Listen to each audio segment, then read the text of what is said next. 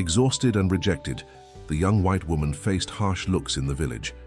But an Apache who never spoke began to help her in silence, until the day she fell, and he did something no one expected. Subscribe to the channel and discover how a silent gesture united two worlds forever. Carolina held Mateus tightly against her chest as the door slammed shut behind her. The heat of his body, burning with fever, was the only warmth she felt in the cold winter night in the backlands of Marañón. "I can't waste medicine on a child without a father," were the last words from Aunt Jurema before expelling her from the house that had been her only shelter since she discovered her pregnancy. The silence weighed on her shoulders more than the few clothes she managed to gather in the bundle hastily tied. Mateus moaned softly, his little body convulsing in tremors that tore at Carolina's heart. She adjusted the shawl around the boy and began to walk along the dirt road with no certain destination, just heading away from those who should have protected her. Sweat trickled down her forehead, mixing with tears she tried to contain.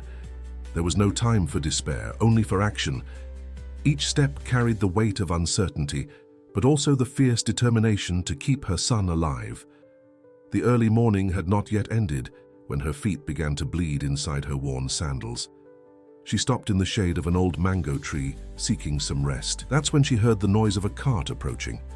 An elderly, dark-skinned man with graying hair slowed his mule upon seeing her sitting with the child in her lap. "Where are you going, young lady, with that sick child?" he asked in a deep voice, but without threat.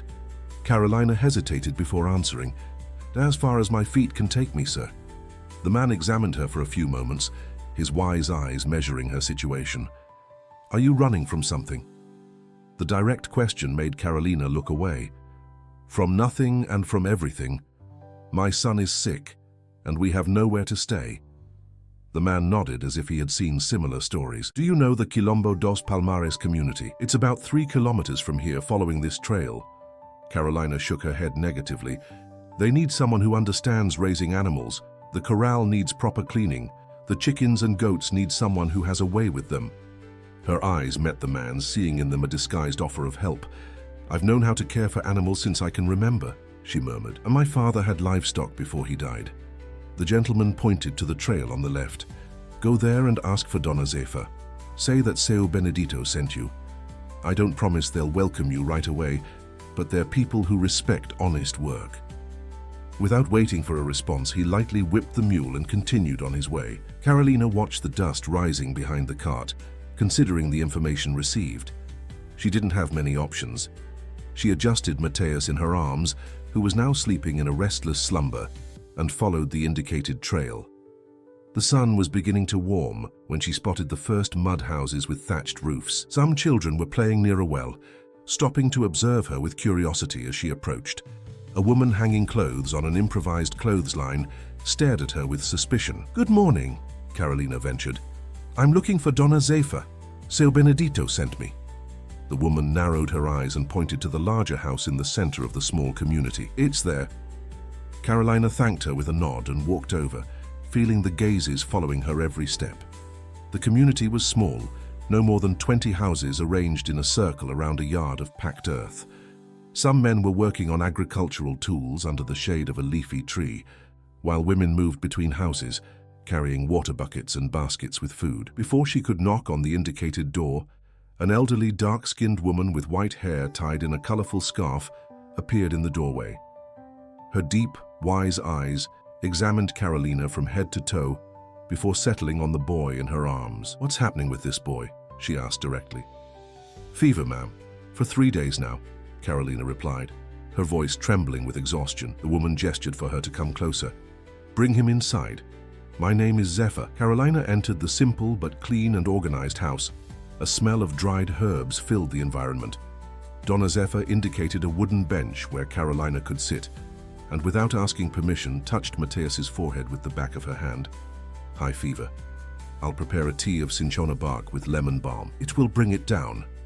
As the elderly woman moved around the room, separating dried herbs hanging in bunches from the ceiling, Carolina finally asked, "Are you the leader here?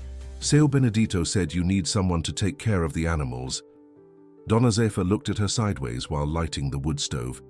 "Yes, I am," And we do need help with the animals since Sir Geronimo fell ill. But why would I trust this task to a stranger who arrives with a boy burning with fever? Carolina held the woman's gaze. Because I work hard, respect animals, and have nowhere to go. I won't cause trouble. I just want a place where my son can heal. A heavy silence hung between them, broken only by Mateus's low moan. Donna Zephyr finished preparing the tea and brought it in a clay mug. Give this to the boy, slowly. I'll show you where the animals are and where you can sleep. But be clear, here everyone works for the good of all. There's no room for those who only think of themselves. Carolina nodded, helping Mateus drink the bitter tea in small sips. Thank you, she murmured, not knowing if it was for the medicinal drink or for the chance offered. Donna Zephyr observed her for a moment, as if trying to see beyond the fragile appearance of the young mother. When the boy finishes the tea, come meet me in the yard. And don't be frightened by the looks.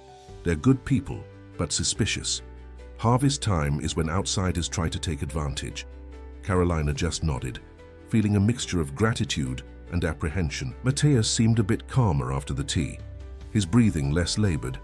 She cuddled him better in her arms, aware that this could be her last chance. When she crossed the door of Donna Zephyr's house toward the yard, she noticed a tall man with deep black skin and broad shoulders, observing her from a distance. Unlike the others, his gaze conveyed not suspicion, but contained curiosity. He held her gaze for a few seconds before turning and walking toward the corral.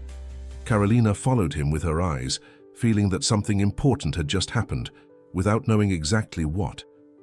3 weeks had passed since Carolina's arrival at Quilombo dos Palmares. Mateus's fever had subsided thanks to the teas prepared by Donna Zephyr, but acceptance in the community came in small doses, like raindrops at the beginning of the Backlands winter. Carolina woke before the first rooster crow, left Mateus sleeping on the mat she shared with him in the small room provided at the back of Donna Zephyr's house, and headed to the corral. The work was arduous but familiar. She cleaned the animal stalls, separated fresh grass for the goats, checked the water troughs, collected eggs in the chicken coop, all in silence, as if fearing her voice might disturb. When the sun was already high, she returned to see how Mateus was doing, usually finding him under the care of one of the older women in the community. At first, the distrust was evident. Women who hid their children when she approached, men who interrupted conversations upon seeing her arrive. Gradually, her silent and efficient work began to speak for her. "The girl has a good hand with animals," she heard one of the men comment one morning when the goats produced more milk than usual. "It's because she respects their time," another replied. "She doesn't force anything." It was on a particularly hot afternoon that Carolina first noticed Sebastião's constant presence. He was the tall man who had observed her on the first day and who now appeared in places where she worked, always in silence, always keeping his distance. One day, upon returning from the corral, she found a pile of firewood neatly stacked beside her door, wood that wasn't there when she left in the morning. The next day, a small basket with ripe mangoes appeared in the same place. Carolina knew it was him, even without ever having seen him leaving the presence. There was something in the way their gazes occasionally crossed during community meals that confirmed her suspicion. Mateus, now recovered, was beginning to explore the yard under Carolina's watchful eye, never letting him stray too far from her sight. It was on one of these afternoons that the boy, tottering in his still uncertain steps of someone who had recently learned to walk, tripped and fell, bursting into tears that echoed across the yard. Before Carolina could reach him, Sebastião appeared from some undefined place and crouched beside the boy. He said nothing, just extended his large, calloused hand, which Mateus accepted between sobs. The man helped him up and stayed there, holding his little hand until Carolina arrived. "Thank you," she murmured, the first word she addressed directly to him. Sebastião merely nodded and walked away, returning to his habitual silence. After that day, something changed. Sebastião began to appear more frequently when Carolina worked with the animals. Still without speaking, he would take the shovel from her hands and continue cleaning the corral while she went to feed the calves, or he would hold Mateus in his lap while she milked the goats. The boy, surprisingly, seemed at ease with that man of few expressions. He laughed when Sebastião lifted him onto his shoulders to see the newborn kids, or fell asleep peacefully in his strong arms while Carolina finished her tasks. "He's never been like this with anyone," Donna Zephyr commented one afternoon, observing the scene from afar. Sebastião has always been closed off since he was a boy. He lost his family while still young during a farmer's invasion. He was raised here by the community, but never really opened up. Carolina looked at the man who was now showing Mateus how to rub a small goat behind the ears. "Does he never speak?" she asked quietly. "He speaks when necessary," replied Dona Zefa, "but there are few times he finds it necessary." Days turned into weeks, and Carolina noticed that her body, previously strengthened by working in the family's field, was now beginning to give in. The sleepless nights, the constant worry about Mateus, the incessant work to prove her worth to the community, everything took its toll. She coughed with increasing frequency, felt back pain, and sometimes her vision darkened when she stood up too quickly. But she couldn't stop. She couldn't show weakness. Not when she had finally found a place where, if not fully accepted, she was at least tolerated. It was Sebastião who first noticed the seriousness of her condition. One morning when Carolina was struggling to lift a bundle of grass, he approached and lightly touched her shoulder, making a gesture for her to stop. She shook her head, stubborn. "I'm fine. I just need to finish this." He frowned but moved away, respecting her determination. The following afternoon, however, when Carolina had a coughing fit so strong that she had to lean on the corral fence to avoid falling, Sebastião appeared by her side with a still steaming mug of tea. The aroma of familiar herbs, the same ones Dona Zefa had used to treat Mateus, rose to her nostrils. "Drink," he said, his deep voice surprising Carolina. It was the first time she had heard him speak. She accepted the drink, her fingers briefly brushing against his during the exchange. The contact, though brief, sent a different warmth through her exhausted body. "Thank you," she murmured, drinking the tea in small sips. Sebastião remained by her side in silence until she finished. After that, he began to bring tea for her every afternoon, always at the same time, always with the same carefully selected herbs. And Carolina, who had always cared for others, allowed herself for the first time in a long time to be cared for. Acceptance in the community came gradually. The women began to call Carolina to participate in the cassava harvest, teaching her how to make flour in the community mill. The men began to acknowledge her presence with nods when they crossed her path. The children, previously instructed to keep their distance, now played with Mateus under the trees in the yard. Only the elders maintained a certain reserve, observing everything with eyes that had seen many arrivals and departures over the years. Sebastião, meanwhile, became a constant presence in the lives of Carolina and Mateus. Still a man of few words, he communicated mainly through gestures and looks. He brought fruits from the forest for the boy, taught Carolina about the medicinal plants of the region, helped her with the heavier tasks. At night, when the community gathered around the fire to tell stories and sing, he sat close to her and Mateus, like a silent guardian. It was on one of these nights that Carolina realized how much she had changed since her arrival. She was no longer just the desperate mother carrying a sick child, expelled from her own family. There was strength in her arms, now accustomed to daily work with animals. There was knowledge in her hands that now knew how to identify medicinal herbs. There was pride in her gaze when she saw Mateus running healthily across the yard. But there was also a cough that wouldn't stop, a growing weakness that she tried to hide from everyone, especially Sebastião. The effort to maintain the pace of work was becoming increasingly difficult. On a particularly humid morning, as she carried water buckets to the animal troughs, she felt her vision completely darken. The buckets fell from her hands, the water spreading over the dry earth of the corral. Her legs gave way, and before she could call for help, the world around her disappeared. Her last conscious thought was of Mateus, playing with other children in the yard, and of the strong arms that supported her before her body touched the ground. Distant voices permeated Carolina's consciousness as if coming from another world. "Weakness in the lung," said a voice she recognized as Dona Zefa's, "worked beyond her limit. Body can't withstand such mistreatment." Another voice, deep and rarely heard, answered, "Will she be all right?" The tone of concern in Sebastião's question made Carolina try to open her eyes, but her eyelids felt as heavy as lead. "If she rests and takes the medicines, yes, but she'll need care. And the boy also needs someone to look after him." There was a silence, and then Sebastião's voice again, now firmer. "I'll care for both." Carolina felt a calloused hand gently touch hers, a touch so gentle that it contrasted with the strength she knew existed in those fingers. She wanted to squeeze his hand in return, to say she was listening, that she would be fine, but her body wouldn't respond to commands. She sank back into darkness. When she finally managed to open her eyes, the light from the oil lamp illuminated the familiar surroundings, the room at the back of Donna Zefa's house. She turned her head with effort and saw Mateus sleeping peacefully beside her on the mat. And there, sitting on a wooden bench by the door, Sebastião kept watch, his eyes closed, but with a posture that suggested vigilance, even in rest. As if feeling her gaze, he opened his eyes and their gazes met. For a moment, neither spoke. Then Carolina, with a hoarse voice, asked, "How long?" "3 days," he replied, rising to get a cup of water. He helped her raise her head slightly to drink. "Mateus?" she asked after a few sips. "He's fine. The women took turns caring for him. I did too." The simplicity of the response contained a revelation.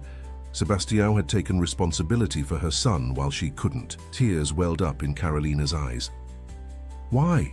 she asked, the question carrying more meaning than the word could express.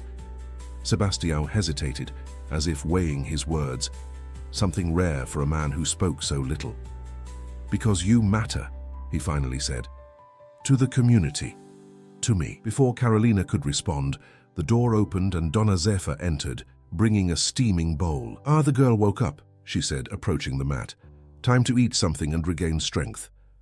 The interrupted conversation hung in the air like smoke, but Carolina knew something had irrevocably changed between her and Sebastião.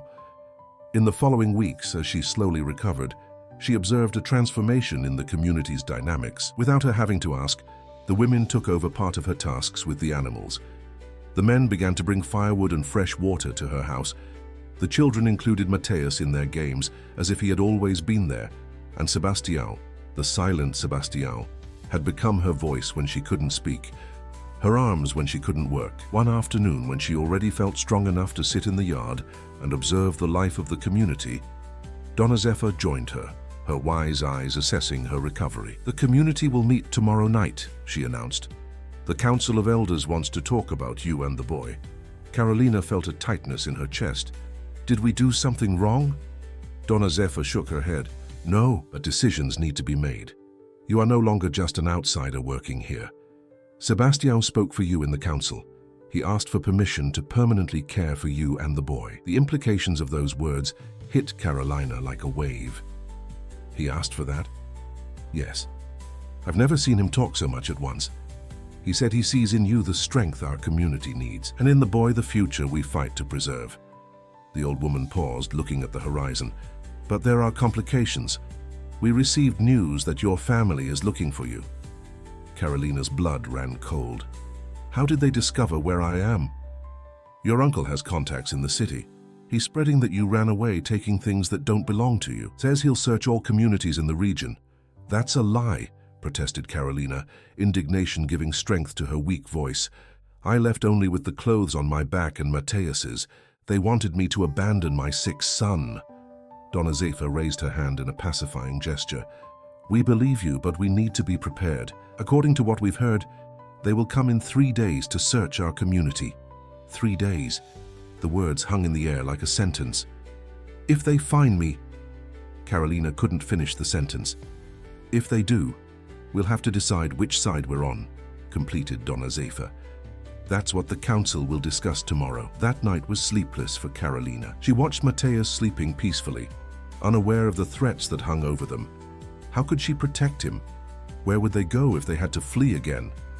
The idea of leaving the Quilombo, of leaving Sebastião, caused a pain that was not related to her physical illness. At some point in the early morning, the door opened silently. Carolina turned, alert, only to see Sebastião's familiar silhouette cut against the weak moonlight. He entered and sat on the same bench he had occupied during her illness. "Can't sleep?" he asked, his voice low so as not to wake Mateus. She shook her head. "Donna Zefa told me about my family, about tomorrow's meeting." Sebastião nodded. After a long silence, he spoke. "What do you want to do?" The question surprised Carolina. No one had asked her what she wanted since she arrived at the Quilombo. She had always followed orders, trying to adapt, to survive. "I want to stay," she answered, surprising herself with the firmness in her voice. This place, you all are the closest thing to a home that Mateus and I have had. Sebastião looked at her, the intensity of his gaze visible even in the dim light. Then we will fight for you to stay. The simplicity of the promise contained more strength than any elaborate oath. The next night, the entire community gathered around the large fire in the center of the yard. The elders sat on wooden benches forming a semicircle, while the rest of the community positioned themselves behind them. Carolina, with Mateus asleep in her arms, was invited to sit in front of the council. Sebastião remained standing, slightly behind her, a solid and reassuring presence. Seu Josias, the oldest in the community, a man of nearly 90 whose black skin was marked by deep wrinkles that told stories of survival, took the floor. We are here to decide on the fate of Carolina and her son Mateus, he announced, his voice surprisingly strong for someone his age.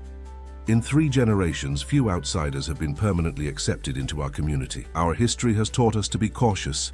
Murmurs of agreement ran through the assembly. However, he continued, we have also learned that our strength lies in our ability to recognize those who share our values, even if they come from outside. His wise eyes rested on Carolina. You came to us in need, worked with honesty, and earned the respect of many here. Now you face threats from your past. Dona Zefa then stood up, joining Seu Josias. In 3 days, people who claim to be your family will come here looking for you. They say you stole from them, that you fled like a criminal. Carolina opened her mouth to protest, but Dona Zefa raised her hand, asking for silence. We don't need to hear your defense now. We've already seen your character through your actions. The question we face is, are we willing to place ourselves between you and those who pursue you? A heavy silence fell over the assembly.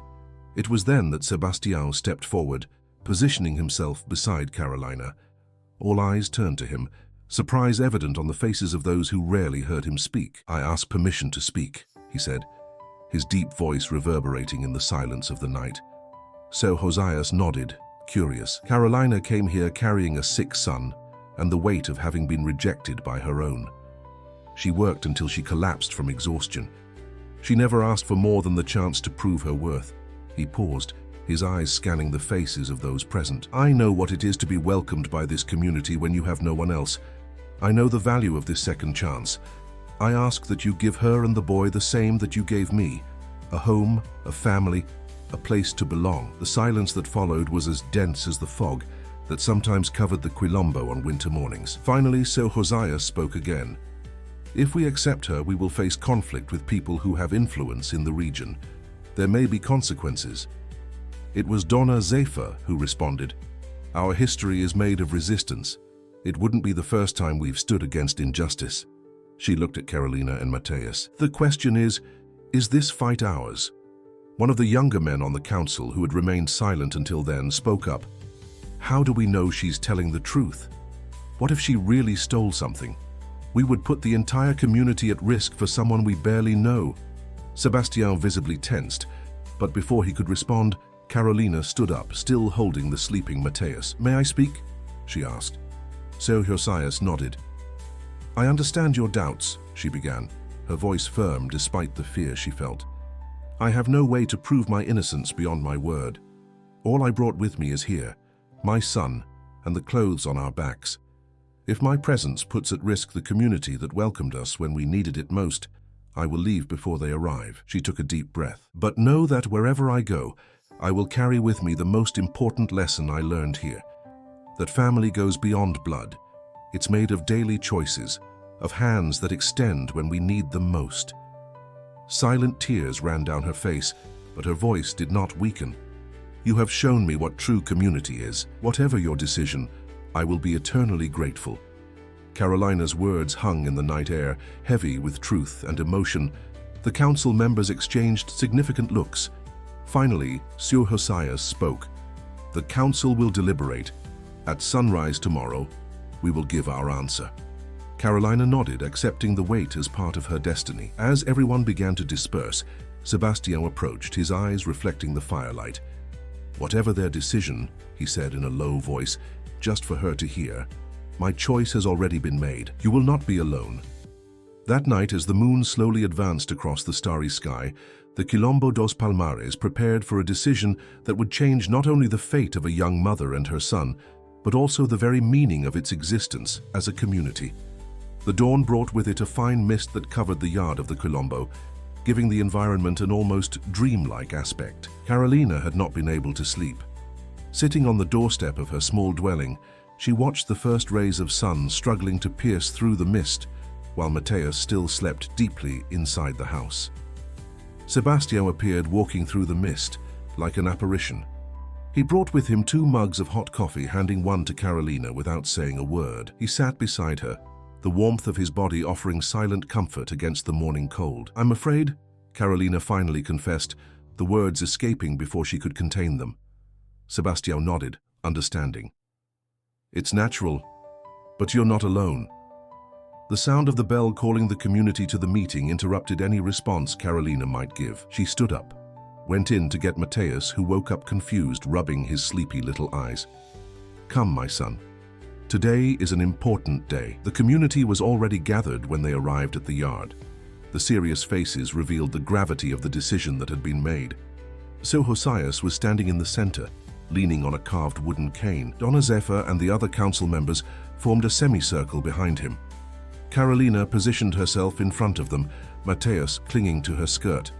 Sebastião remained at her side, a constant and reassuring presence.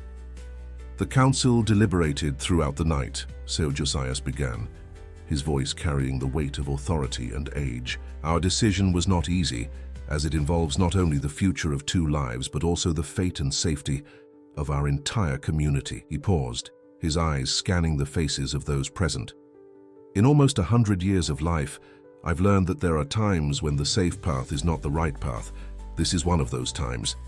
Carolina felt her heart race. "Our community was founded by people who fled from injustice, who sought freedom when others wanted their captivity.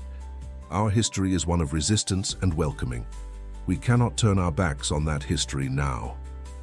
Dona Zefa stepped forward, joining Seu Josias. "The council has decided unanimously that Carolina and Mateus belong to the Quilombo dos Palmares, that their struggle is our struggle, that their future is our future." A murmur ran through the crowd. Carolina felt her legs weaken, the emotion almost knocking her down. Sebastião gently placed his hand on her back, offering support. "But our decision goes beyond simple acceptance," continued Dona Zefa. "We propose that Carolina be formally accepted as a member of our community through the naming ritual, and that Mateus receive the mark of protection as a son of all of us." Carolina's eyes widened. The naming ritual was an ancient tradition of the Quilombo, rarely offered to outsiders. It meant much more than acceptance. It was recognition of belonging. "As for the approaching threat," Seu Josias intervened, "we are prepared to face it united. We will not surrender one of our own." Carolina couldn't contain her tears. "I don't know how to thank you." "You don't need to," replied Dona Zefa with a gentle smile. "Gratitude is shown in shared life, not in words." Turning to the community, she announced, "The ritual will be performed at sunset. Let everyone prepare." The hours that followed were of intense preparation. The women of the Quilombo took Carolina to the river, where they bathed her with aromatic herbs and painted protection symbols on her body with a natto dye. Mateus was taken by the older men, who taught him ancient songs while preparing a small mark that would be painted on his arm. Not permanent, but symbolically powerful. Sebastião spent the day helping prepare the large fire that would be lit in the center of the yard, occasionally glancing in the direction where Carolina was being prepared. When the sun began to set, tinging the sky red and gold, the community gathered.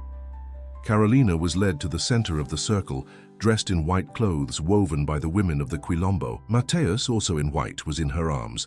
Seu Josias began the ritual, his voice intoning ancient words in a language that Carolina did not fully understand, but whose meaning resonated in her heart. Dona Zefa approached with a bowl containing a mixture of herbs, honey, and sacred ashes. She dipped her fingers in the mixture and traced a line on Carolina's forehead. "From this moment on, you are no longer just Carolina.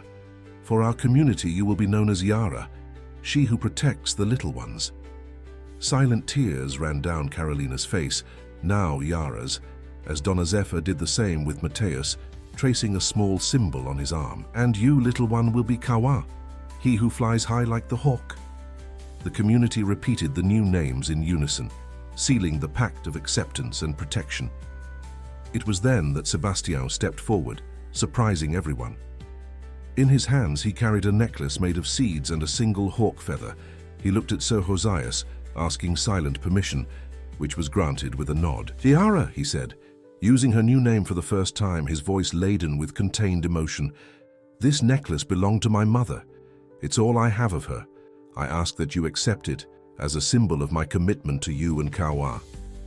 The gesture, simple but deeply significant, provoked gasps among those present. Carolina Iara bowed her head, allowing Sebastião to place the necklace around her neck.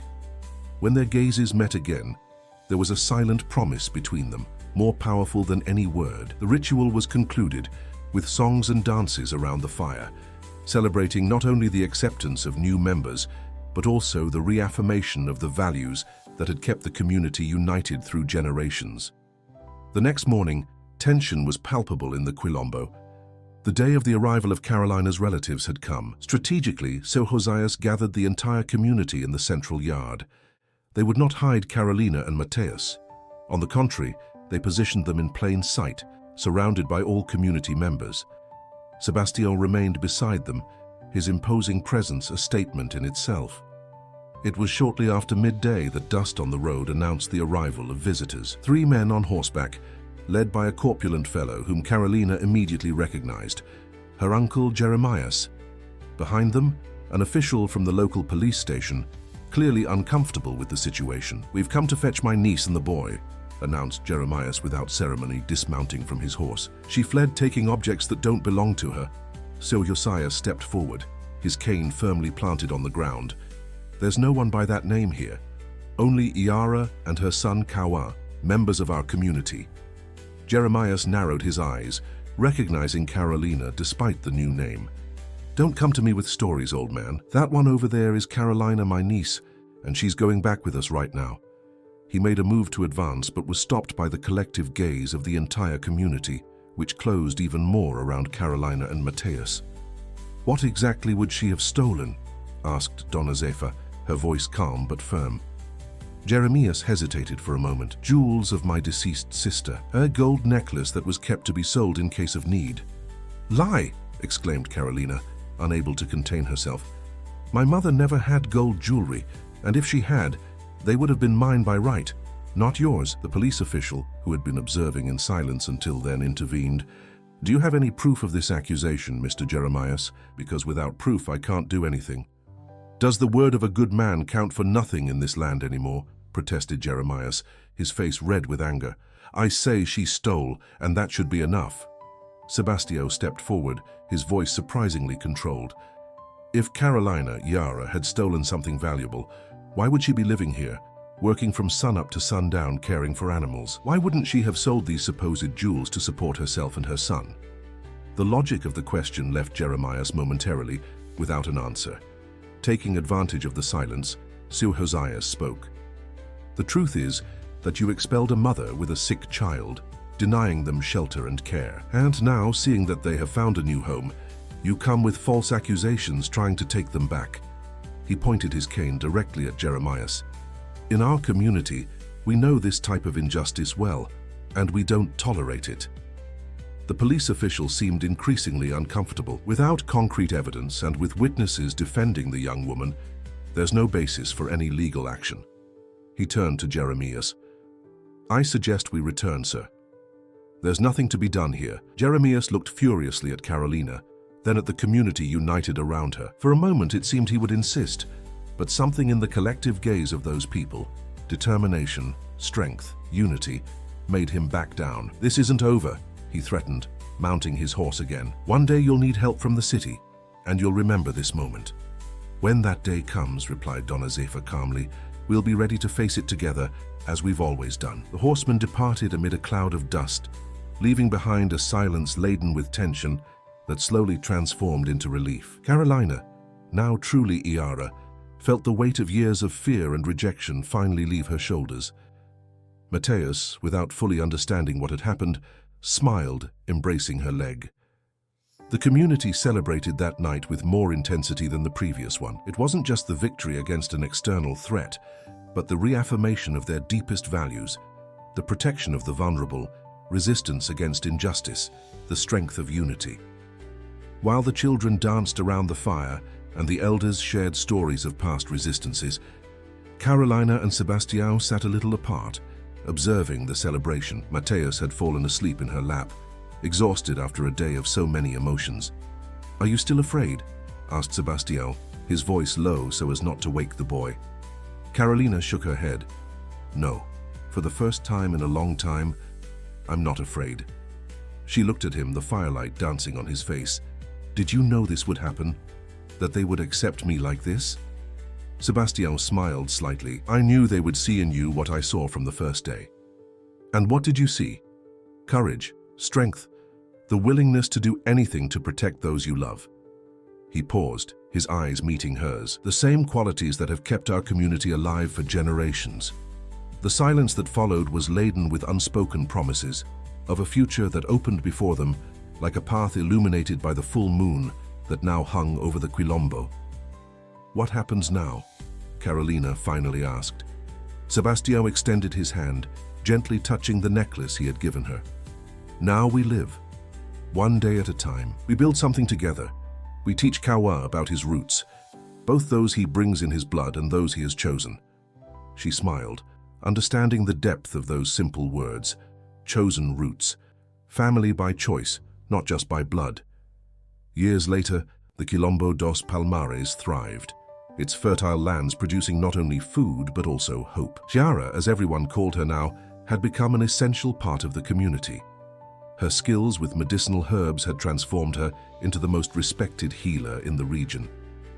Kawa, grown and strong, was known for his ability to tame even the most skittish animals, a gift inherited from both his mother and Sebastião, who had become the father the boy never had. The three lived in a house built by the hands of the entire community, a visible symbol of the union that sustained them. On feast days, when neighboring communities came to visit, the story was told of the expelled young mother who found shelter and became a symbol of resistance. On full moon nights, when the elders gathered to transmit oral traditions to the younger ones, Yara's story was narrated as an example of how the strongest bonds are not necessarily those of blood, but those forged in adversity and sealed by the conscious choice to belong. And when children from other communities appeared, brought by families seeking refuge or healing, it was Yara who first received them, her eyes understanding the fear and hope they carried. "Here," she would say, as she led them into the Quilombo, "you will find not just shelter,